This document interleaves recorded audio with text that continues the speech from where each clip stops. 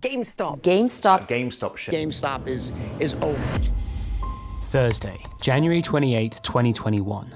The online broker Robinhood halted trading in shares of GameStop, BlackBerry, and AMC, amongst other stocks, resulting in a seismic international backlash. It's infuriating. They're basically saying, we'll let the big boys keep playing, but the little guys have to sit this one out now. It could have just as easily done what's called raising the margin requirement. They stole from the poor and gave back to the rich. Google salvaged Robinhood's one-star rating by deleting nearly 100,000 negative reviews. Leading up to the halt on trading, a number of large institutional investors had placed huge bets against GameStop by shorting the stock, betting against the company that seemed trapped in the global collapse of brick-and-mortar high street vendors. However, since 2019, retail investors, ordinary people working in fields outside the financial sector, led by the riotous Reddit community Wall Street Bets, poured their stimulus checks and whatever savings they had into meme stocks like GameStop, which culminated in an explosion of GameStop's stock price, causing established hedge funds to incur billion-dollar losses. Oh, that's terrible, those poor hedge fund managers. Behind this revolutionary shakeup of international markets, one man has become a legend and poster child for disenfranchised investors looking to unite against a financial system that has sidelined them. Who is he? And how did he manage to start a market rally that looks set to cause governments around the world to fundamentally rethink how stock markets will operate in the future?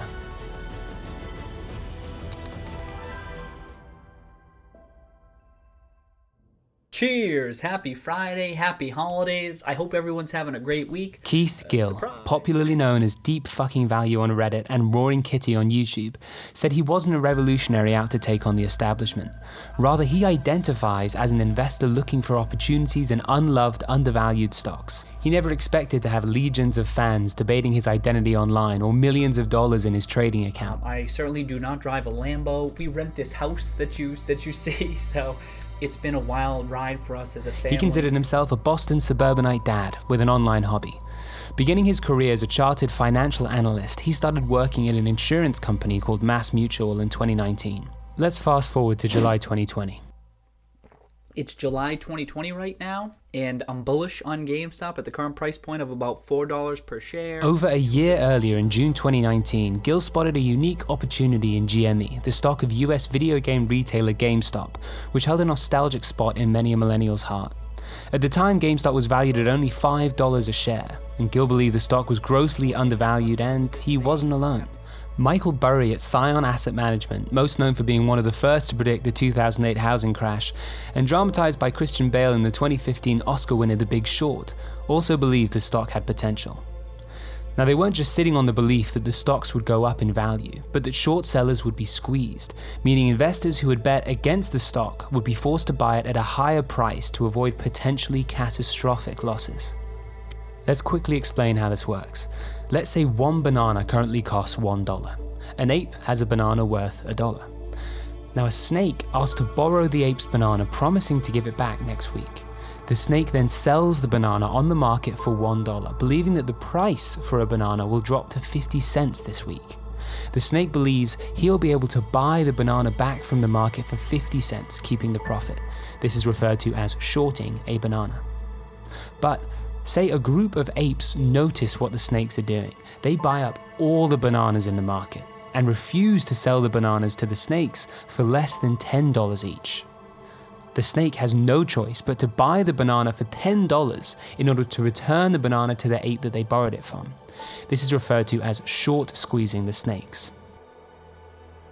Moving on from snakes and apes to humans, the first known person to short a stock was Isaac Lemaire, who spread false rumors about the United East India Company of the Netherlands in 1608, claiming their ships were sinking.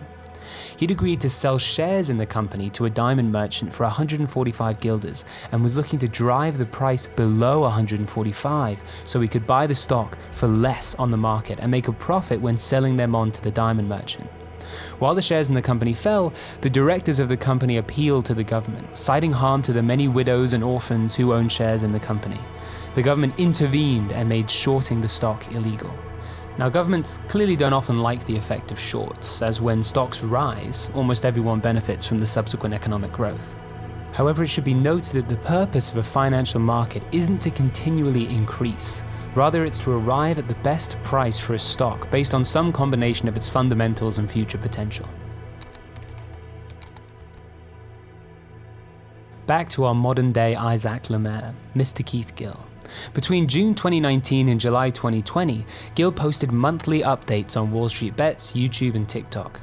He'd film in the kiddie corner, his basement, to avoid disturbing his 2-year-old daughter, and was seen brandishing cigars, which he admits to never having really smoked, Belgian beer, delirium tremens, and a magic 8-ball to guide his investments. Up until April 2020, the discussion around GameStop had focused only on the fundamentals, without much movement in the stock price. Maybe 50 million. However, due to the release of new gaming consoles and increased interest from activist investors, the stock began rising in value, launching Gill's position up to $300,000. Between April and July of 2020, his portfolio careened back and forth, at one point falling past $100,000 to lower than $6,000, but he kept holding on. Meanwhile, attention on Reddit began to build. By August 2020, he was up $600,000, but instead of selling, Gill soon found himself at the forefront of a movement on Reddit to short squeeze the hedge funds betting against GameStop, like the apes against the snakes. Gill's initial $50,000 investment soon skyrocketed, at one point going over $45 million. Behind the explosion in price of GameStop was millions of ordinary people who, with no free trading apps like Robinhood and Wealthsimple and Webull, have plunged into markets over the past year, many without much formal training. This is how a large community of Redditors could buy the stock at scale, gatecrashing a financial hierarchy that for nearly 2 decades has been dominated solely by the big guys, the asset managers, the pension firms, and the billion-dollar hedge funds. Historically, these big guys have often referred to retail investors as dumb money, a moniker that Redditors had enthusiastically owned for themselves.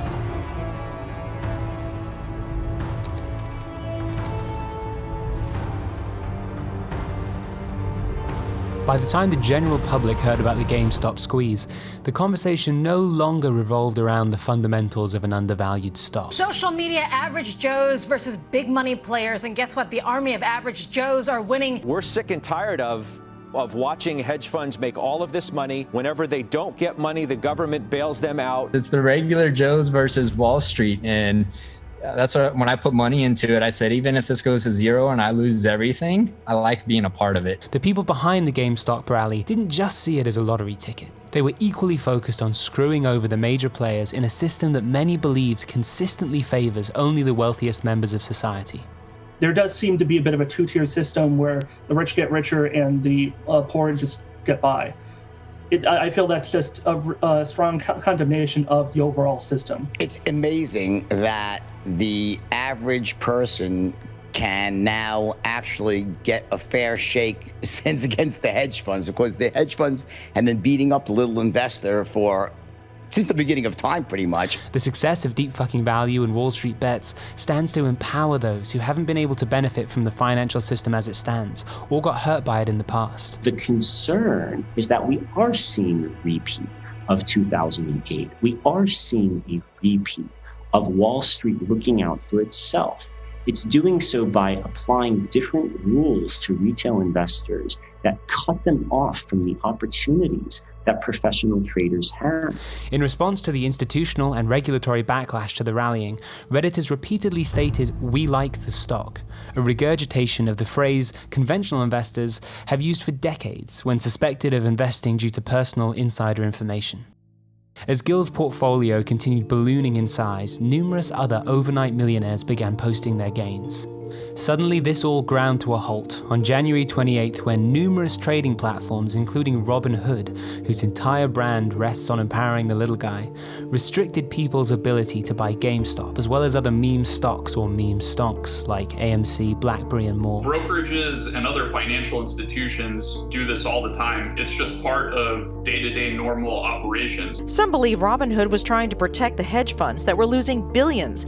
Why did they suspend trading like that? And I wonder, there are these relationships between Robinhood and the hedge funds who are losing money, so that needs to be investigated as well. We absolutely did not do this at the direction of any market maker or hedge fund. Don't believe what he just said, Vlad. I think he's lying about that. As the craziness around trading grew, the financial system's risk reduction mechanisms, like clearinghouses, kicked in on Thursday. But what Robinhood may or may not have realized is that the amount of marginal loan that they have to put up to ensure that there's a capital cushion so that customers are made whole in the case of a crisis is massive. They demanded Robinhood stump up the emergency cash to continue to be able to trade. It had to stop customers from buying a number of heavily traded stocks and draw on a $500 million bank line of credit. On Thursday night, the company also took on an emergency infusion of more than $1 billion from existing investors and continues to take on cash. A high-flying startup suddenly looked a lot like an overwhelmed, creaky company. And he said it was to protect the people on Robinhood. That's garbage. How did that protect the people on Robinhood? I'd like to find one person on Robinhood who feels that they were protected. They literally intentionally cratered the stock, unless they're the dumbest people alive. If you only let people sell and you can't buy, pretty obvious what's going to happen to the stock, and that's exactly what it did. It cratered it. This somewhat resembles Facebook and Google, who changed the way billions of us socialize and find answers to our questions, but are now facing the backlash of lawmakers and a hostile public furious over their attention being sold on for advertising dollars. And they pretend that they're doing you service, but what they're really doing is they're taking all of your data and they're selling it and they're getting rich.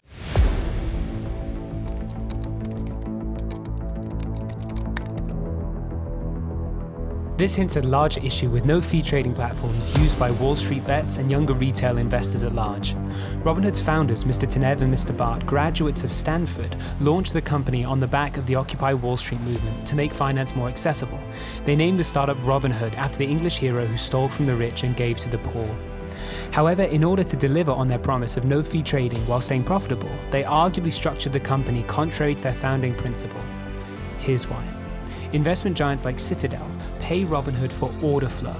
In other words, Citadel gets to see Robinhood's orders a few milliseconds before they're filled. That means Citadel can choose to front run some of those trades, meaning they leverage high-frequency trading tactics to buy and sell the stock at a profit before the order is filled. So while Wall Street Bets is framed as lots of little guys screwing big Wall Street, the truth is that high-frequency traders continue screwing over the little guy, while Robinhood pockets a kickback. In fact, Robinhood pockets a disproportionate amount of kickbacks.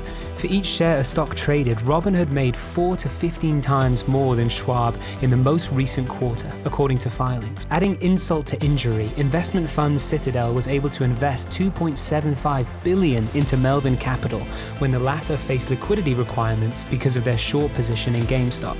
How much of this investment came from their profits front-running Robinhood customers' orders? Even though the SEC has publicly rebuked and fined Robinhood for this practice, it seems to be doing little to stop the company's growth. Even as Robinhood's actions angered existing customers, the app was downloaded more than 177,000 times on the Thursday of the spike, twice the daily download rate over the previous week. All of this is happening in front of the backdrop of usual psychological tactics and behavioral nudges endemic throughout Silicon Valley startups. Outfits like Robinhood that say, we're going to give you prizes to come join with us, and then say, but you have to sign something that says there'll be an arbitration clause. So if it turns out that we really did cheat you, it'll never be made public. There'll be very little that you can do about it. All of this behavioral design work incentivizes inexperienced traders to make impulsive decisions. In the first 3 months of 2020, Robinhood users traded 9 times as many shares as E-Trade customers and 40 times as many shares as Charles Schwab customers.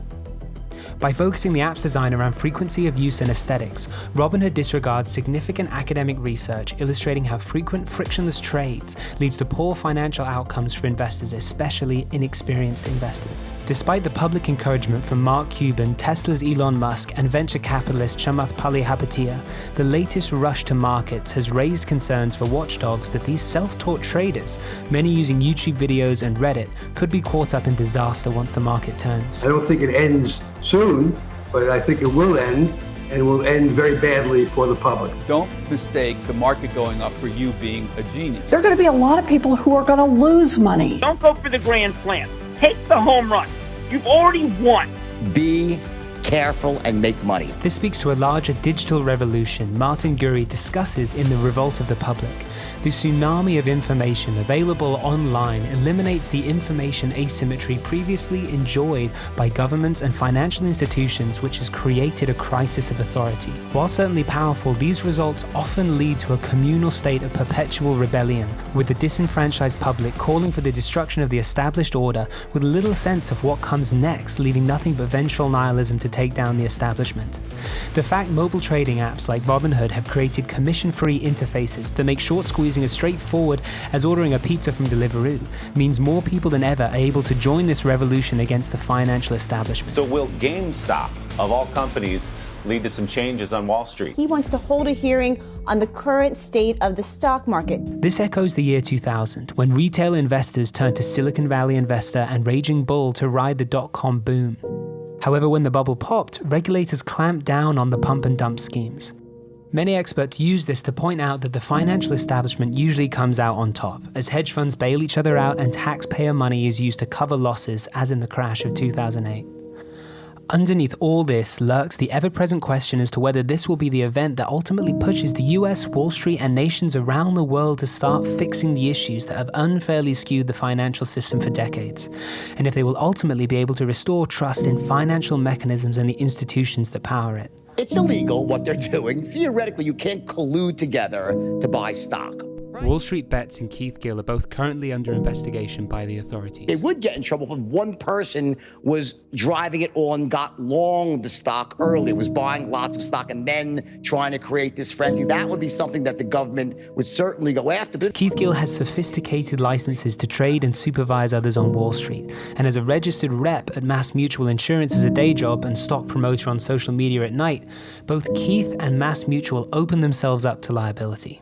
Notably, Michael Burry soon turned against the movement, exiting the GameStop position months prior to the event with a 1,400% gain, tweeting, "If I put GameStop on your radar and you did well, I'm genuinely happy for you. However, what is going on now, there should be legal and regulatory repercussions. This is unnatural, insane, and dangerous." Burry tagged the Securities and Exchange Commission's enforcement arm, however the tweet was deleted minutes later. After becoming the rallying cry for this David and Goliath story, Keith Gill hasn't decided what his future plans are. Mr. Gill said his life has changed overnight and he'd like to continue the Roaring Kitty YouTube channel and maybe buy a house. "I thought this trade would be successful," he said, "but I never expected what happened over the past week." Based on prevailing sentiment of the market, banks, and popular culture, yes, it's a foolish investment, but everyone's wrong.